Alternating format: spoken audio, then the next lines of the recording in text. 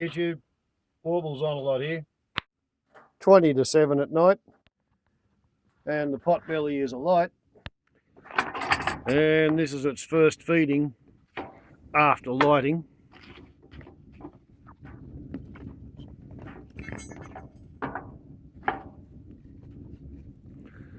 And in theory, the potbelly is going to get to defrost some Crazylady soup, which does not often happen. Why do I call it Crazylady Soup, do you ask? Well, you see,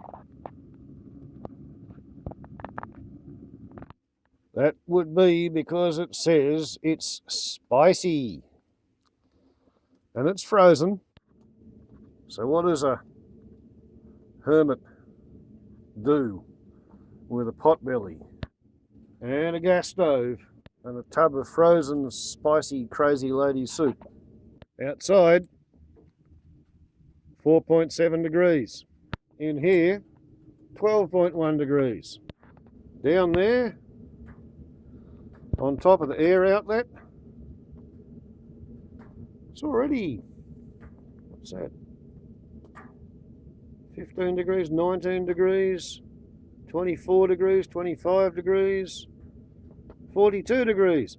I think that might be a really good spot, especially if I take away the potbelly's door opener. That's a wedge of yellow boxwood, chainsaw milled. And down there, it's around 30 odd degrees. So that's where the Crazylady spicy soup will sit and thaw. And we'll come back to that later.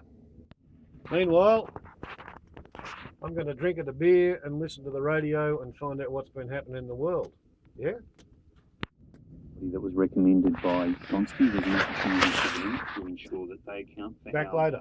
that money's spent. We need. Okay, 7 o'clock. And it's not quite so frozen.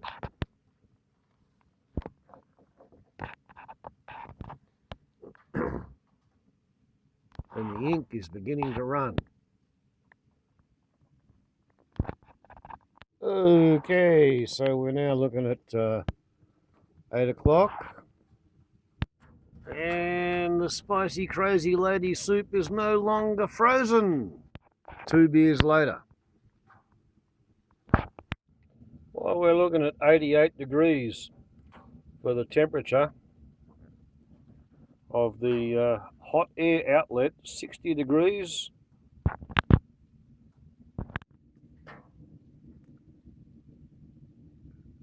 .77 degrees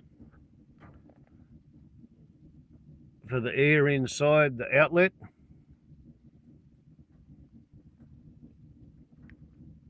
.44 degrees, 50 degrees, 36 degrees.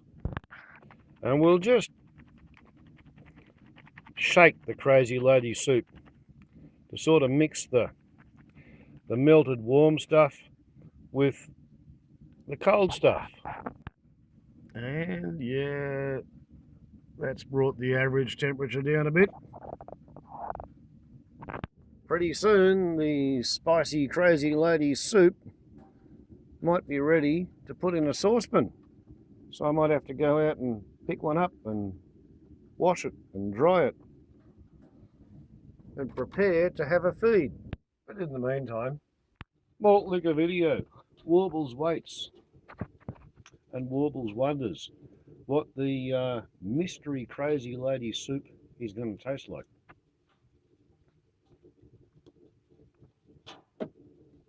Why is it called Crazylady soup? Do I hear you ask that? It's called Crazylady soup because my daughter gave it to me. Those of you who pay attention to my channel will be aware that I have a daughter. I also have a son. I have a surviving stepson, and I have a highly estranged wife. My son doesn't talk to his mother. I don't talk to my wife. I consider that my wife is the most highly estranged wife in the history of matrimonial misery. However, the mother-daughter bond being as it is, my daughter and my wife, they get along pretty well, more or less, kind of. You know, like sometimes the wife doesn't contact the daughter for a month, 2, 3 months. Other times the wife is in town once a month, twice a month. It's a variable thing. But because she can't bear the thought of hearing my name, I stayed the fuck away from her.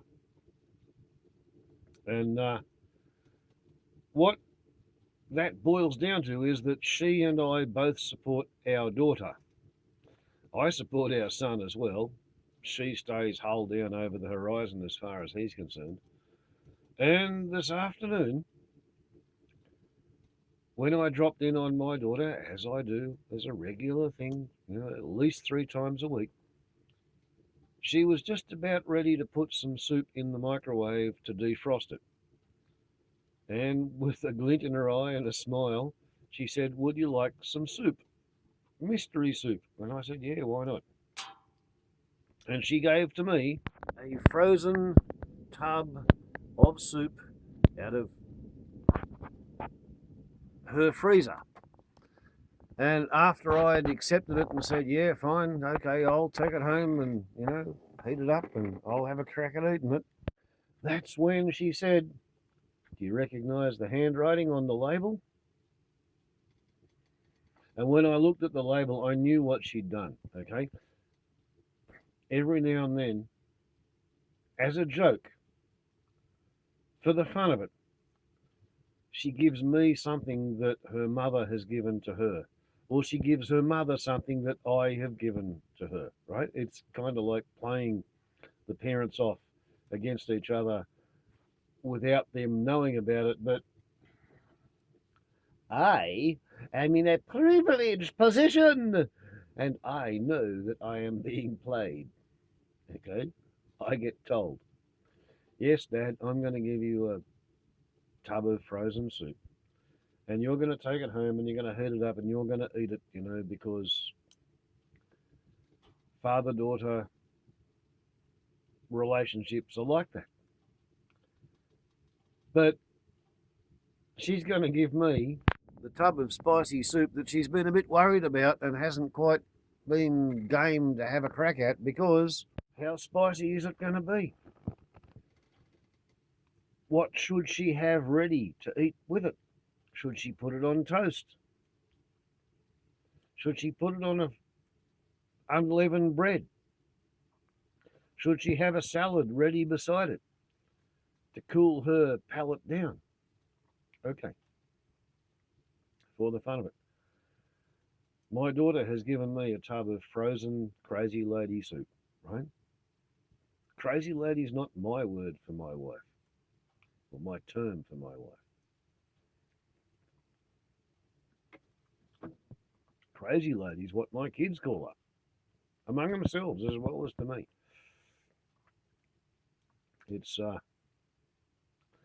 It's pretty funny because, like, I first came up here to live in August 1991.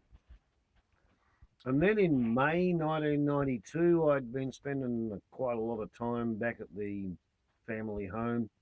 And I crashed the Herigo plane and broke my foot. And therefore, I wound up back at the matrimonial home. And yeah, it wasn't until March 1994 that I came back up here to actually live here, you know, full time, final separation, all over, done, bar, gone. So 1994 to 2017. So it's something like 27 years since the last time I ate anything which my wife had cooked.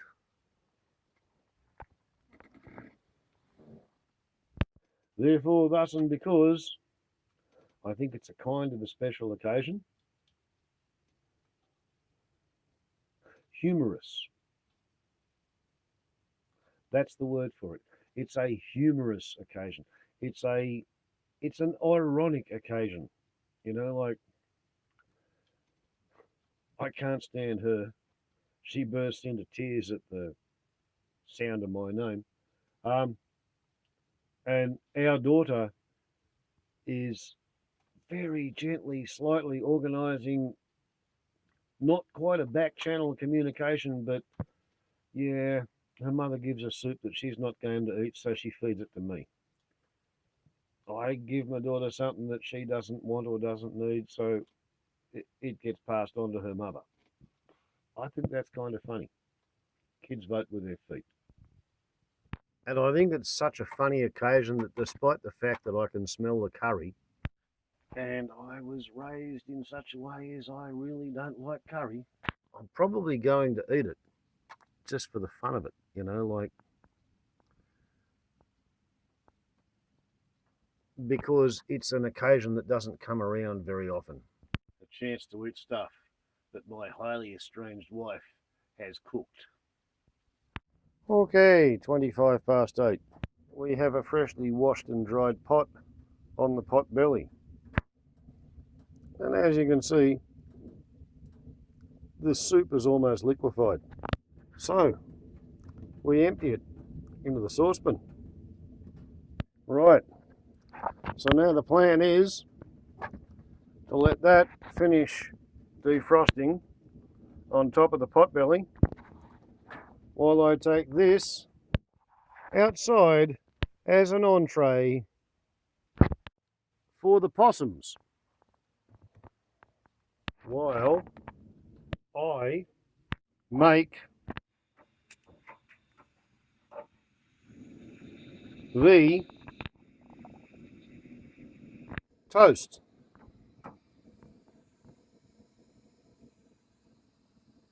And when the toast is cooked and buttered, then I will transfer the Crazylady spicy mystery soup onto the gas stove that the Crazylady put a booby trap in 22 years ago, and I found it after 21 years.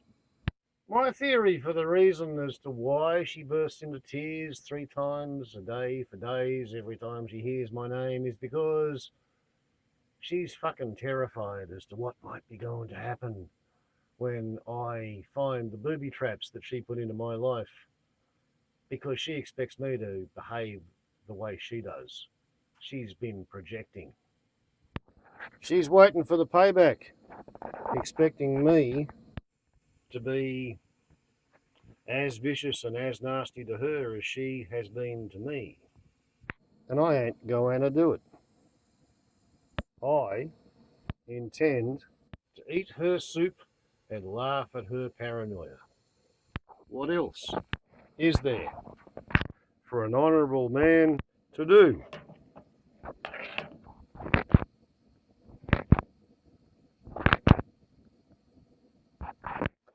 But eat the proffered offering. And here we go. Right, it boils, it heaves, it bubbles. So, yeah, well, it doesn't quite look like a bowl of cow shit, but it is in a bowl which came from the matrimonial home, so I hope she whose name must not be mentioned, the highly estranged one, appreciates that. And I gotta say, I have tasted it. It is quite spicy, possibly slightly too spicy for our daughter's taste. Warbles on like the YouTube.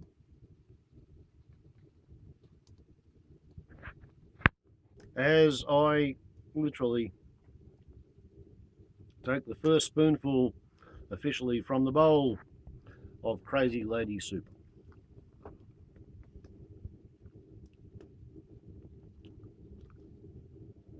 Now, she does make a good soup.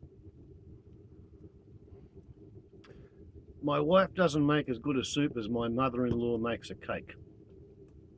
But it's not bad, put it that way. And I do intend to eat the rest of the bowl. Warbles on a lot to YouTube. Ciao.